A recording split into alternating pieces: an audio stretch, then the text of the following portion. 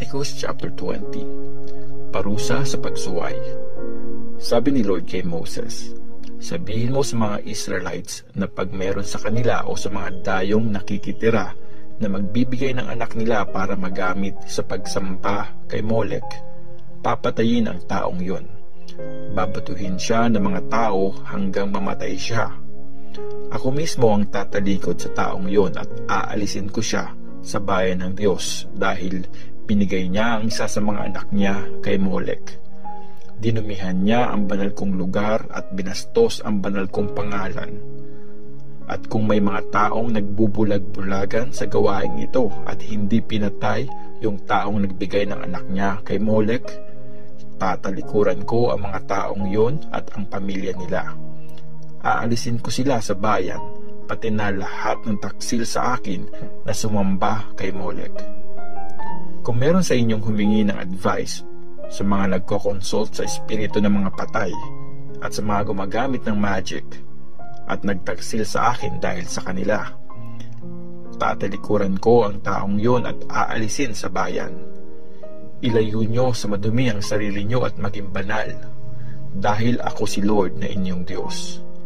Sundin nyo ang mga instructions ko at gawin nyo ng tama. Ako si Lord, ginagawa ko kayong banal na bayan. Kung sinong sumumpa sa tatay o nanay niya, papatayin.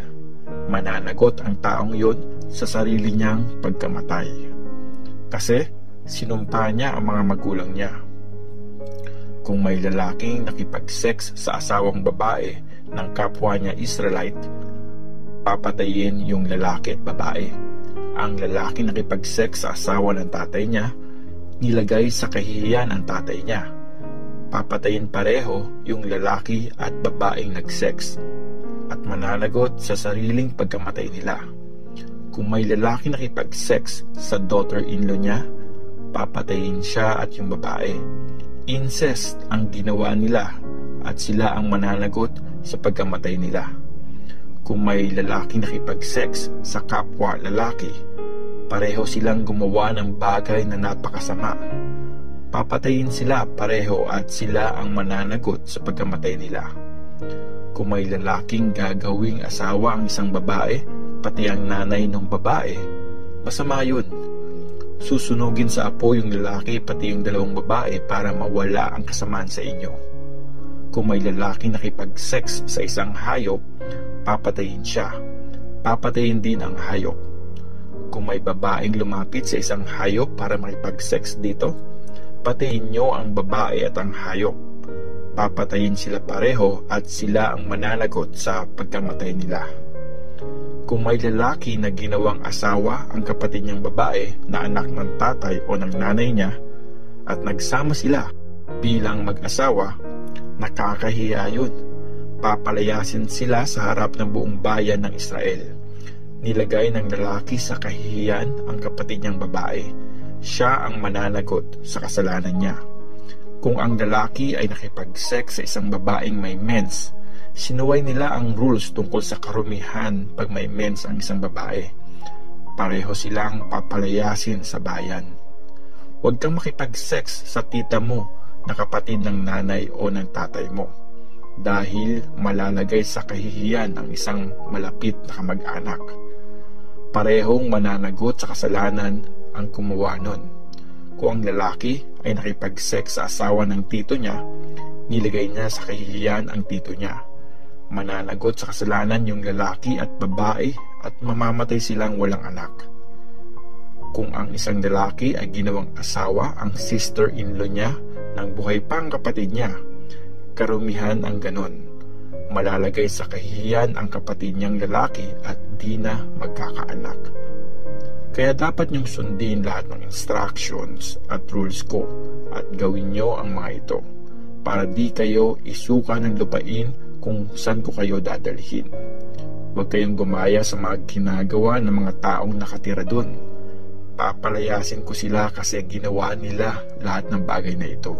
Kaya galit na galit ako sa kanila. Pero sabi ko sa inyo, mamanahin nyo ang lupain nila at bibigay ko yun sa inyo para sakupin. Yung lupain yon ay mayaman at sagana. Ako si Lord na inyong Diyos, Pinili ko kayo sa mga bansa, kaya ihiwalay nyo ang tinuturing na malinis sa maduduming hayop.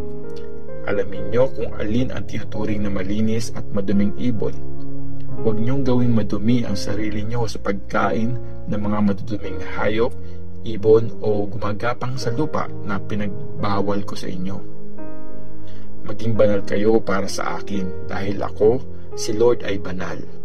Pinili ko kayo mula sa mga bansa para maging akin. Ang lalaki o babae na nagko-consult sa espiritu ng mga patay o gumagamit ng magic ay dapat patayin. Batuhin sila hanggang mamatay at sila mismo ang mananagot sa pagkamatay nila. Leviticus chapter 21. Ang pagiging banal ng mga priest. Sabi ni Lord kay Moses, kausapin mo yung mga priest na lahi ni Aaron at sabihin mo sa kanila na huwag lapitan ang bangkay ng namatay na kamag-anak.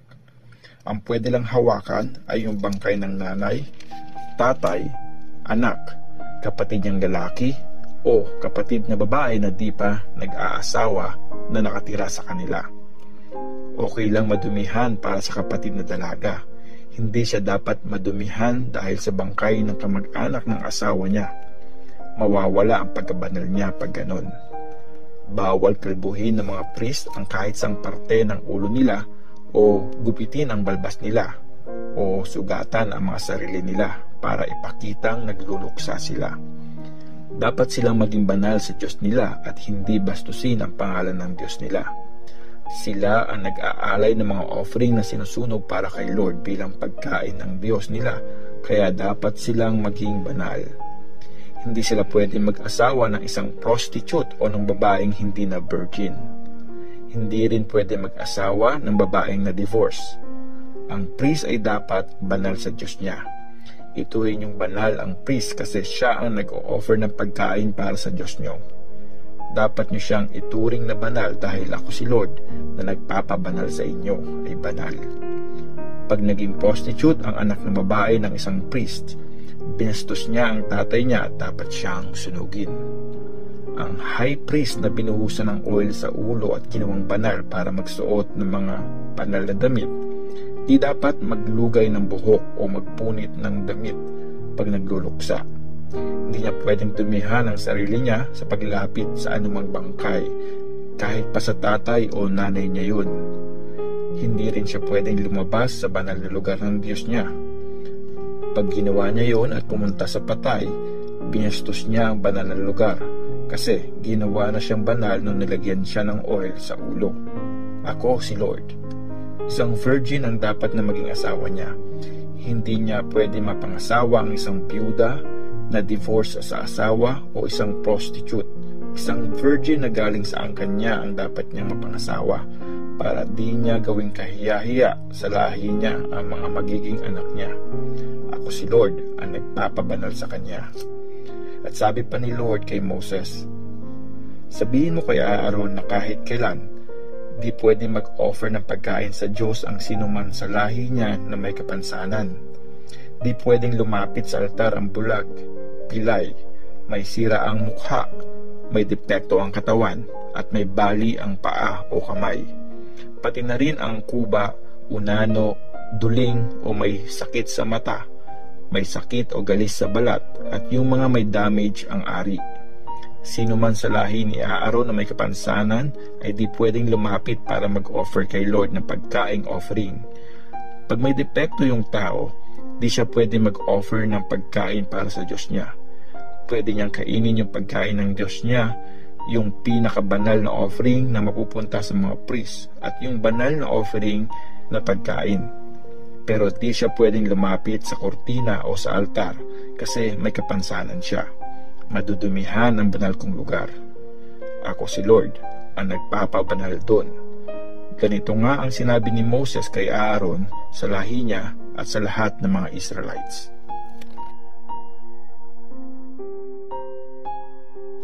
Exodus chapter 22. Ang pagiging banal ng mga offerings. Sabi ni Lord kay Moses, sabihin mo kay Aaron at sa lahi niya na dapat nilang igalang ang mga banal na offering sa akin ng mga Israelites. Gawin nila yon para di mabastos ang banal na pangalan ko. Ako si Lord. Sabihin mo sa kanila, kung sino man sa lahi nila, sa lahat ng generations ang lumapit sa mga banal na offering sa akin ng mga Israelites habang tinuturing siyang madumi, di na siya makakapag-serve sa akin. Ako si Lord. Walang sino man sa lahi ni Aaron na may malalang sakit sa balat o may tulo ang pwedeng kumain ng mga banal na offering hanggat di siya tinuturing na malinis. Madumi ang turing sa sino mang humawak sa bagay na tinuturing na madumi dahil nadikit sa bangkay o sa isang lalaking nilabasan. Ganon din sa sino mang humawak ng hayop o ng taong tinuturing na madumi na naging madumi sa kahit anong dahilan. Yung taong humawak sa maduming bagay na yon ay ituturing na madumi hanggang gabi at bawal siyang kumain ng mga banal na offering hanggang di pa siya naliligo. Paglubog ng araw, ituturing na siyang malinis. Tapos pwede na siyang kumain ng mga banal na offering kasi yun ang pagkain niya. Di niya pwedeng kainin ang karne ng isang hayop na namatay ng natural o nilapa ng wild na hayop. Magiging madumi siya pag ganon. Ako si Lord. Kaya dapat sundin ng mga priest ang bilin ko. Pag di sila sumunod, magkakasala sila at mamamatay dahil binastos nila ito. Ako si Lord ang nagpapabanal sa kanila. Hindi pwedeng kumain ng mga banal na offering ang di kalahi ni Aaron, pati yung bisita na di nila kalahi na nakatira sa kanila o kaya trabahador na pinapasweldo. Di rin sila pwedeng makikain ng mga banal na offering. Pero yung alipin na binili ng priest, pwedeng kumain pati yung mga pinanganak sa bahay niya. Pag yung anak na babae ng priest nag-asawa ng hindi priest, bawal siyang kumain ng mga banal na bagay. Pero kung byuda o hiwalay sa asawa at walang anak yung babae, tapos bumalik siya sa bahay ng tatay niya, pwede siyang kumain ng pagkain ng tatay niya gaya nung wala pa siyang asawa. Di pwedeng kumain ang sinumang di kalahi ng priest. Kung may taong di kalahi ng priest ang nakakain ng mga banal na offering ng di sinasadya, babayaran ng taong yon ang halaga ng pagkain na may dagdag na 20%. Ibibigay niya yung bayad sa priest. Di pwedeng bastusin ng mga priest ang mga banal na offering ng mga Israelites kay Lord. Di nila pwedeng hayaang kainin ito ng mga di nila kalahi kasi magkakasala at mananagot sila. Ako si Lord ang nagpapabanal sa mga offerings na yon. At sinabi ni Lord kay Moses, sabihin mo ito kay Aaron sa lahi niya at sa mga Israelites. Pag may Israelite o dayo na nag-alay bilang pagtupad sa promise niya o bilang kusang loob na offering na susunugin para kay Lord, siguraduhin niyang walang kapintasan yung iaalay. Ang pwede lang tanggaping offering ay mga lalaking hayop na walang defect, toro, tupa o kambing. Di pwede mag-offer ng kahit anong may defect kasi di yun tatanggapin. At kung may mag-aalay ng mga peace offering kay Lord bilang pagtupad sa promise o bilang kusang loob na offering, kailangan walang depekto yung baka, tupa o kambing. Para matanggap, dapat perfect at walang makitang mali sa mga yun. Di pwede mag-offer ng mga hayop na bulag, pilay, may sakit sa ari o sa balat. Di yun pwedeng ialay kay Lord o gawing offering na susunugin sa altar niya. Kung yung toro o tupa ay hindi pantay ang paa, pwede yung gawing kusang loob na offering pero di yun pwedeng tanggapin na offering na promise. Di rin pwedeng i-offer kay Lord ang hayop na may damage o tinanggal ang ari. Di yun pwedeng gawin sa lupain nyo. Huwag niyong i-offer bilang pagkain ng inyong Diyos ang mga hayop na nabili sa mga dayuhan. May depekto yung mga hayop na galing sa kanila dahil tinanggalan ng ari yung mga hayop. Hindi yun tatanggapin. Sabi pa ni Lord kay Moses, pag may toro, tupa o kambing na bagong panganak, huwag ihiwalay yon sa nanay ng 7 days. Sa pang-8 araw, pwede nang gawing offering na sinusunog yung batang hayop para kay Lord. Huwag niyong sabay ialay ang nanay ng baka at ang anak nito sa parehong araw. Ganon din ang nanay na tupa o kambing sa kanilang mga anak. Kapag mag-aalay kayo ng offering ng pasasalamat kay Lord, sundin nyo ang mga rules para maging katanggap-tanggap kayo. Dapat kainin yung offering sa loob ng isang araw at walang matira kinabukasan. Ako si Lord. Kaya sumunod kayo at gawin ang mga utos ko. Ako si Lord. Huwag niyong bastusin ang banal na pangalan ko. Dapat akong ituring na banal ng mga Israelites. Ako si Lord na nagpapabanal sa inyo. Ako ang naglabas sa inyo mula sa Egypt para maging Diyos nyo. Ako si Lord.